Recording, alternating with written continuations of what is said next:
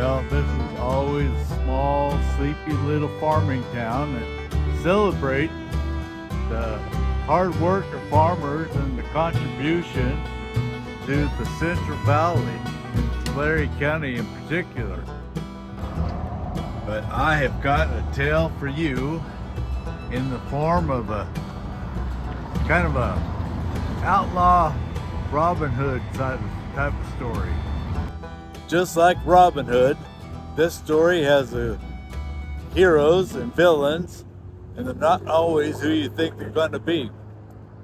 These farmers were just trying to make a living, but the railroad at that time, about 1890, was not doing the farmers any favors. Just like the other industries, the railroad kind of had a lock on it.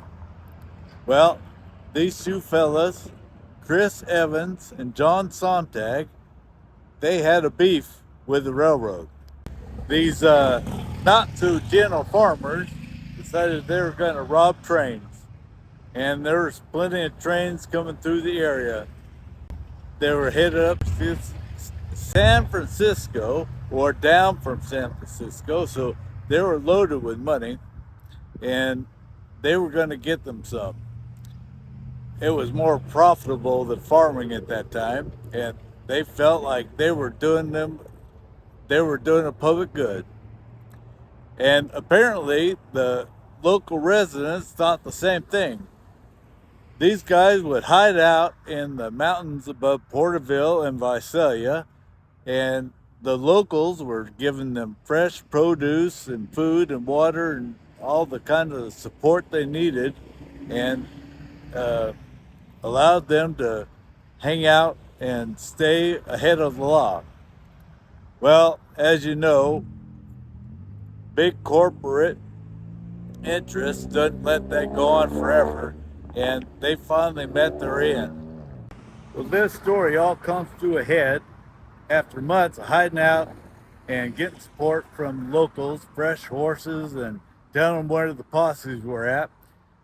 They were hiding out in the hills above Porterville, and they finally, at a place called Stone Corral, met their adventurous end. The outlaws were having a shootout with the local lawmen. After a long gunfight, John Sontag was dead. Chris Evans was severely wounded, but he managed to crawl off into a bush. But it wasn't for lack of trying. He finally got caught and was put in jail, where he recovered.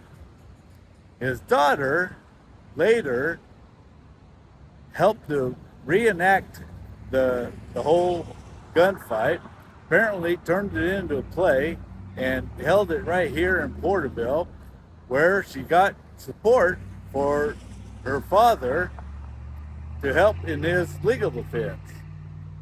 In the end, it didn't help, but he was convicted. The Old West is full of stories like this, where just some ordinary people kind of got frustrated with the system and decided to take matters in their own hands. Well, heroes aren't always perfect, and your heroes are who you choose to make them. And sometimes they're against the big corporations that almost always have the law on their side. And while they weren't really doing like they should, they were doing what they could. So anyway, hope you enjoyed. Happy trails.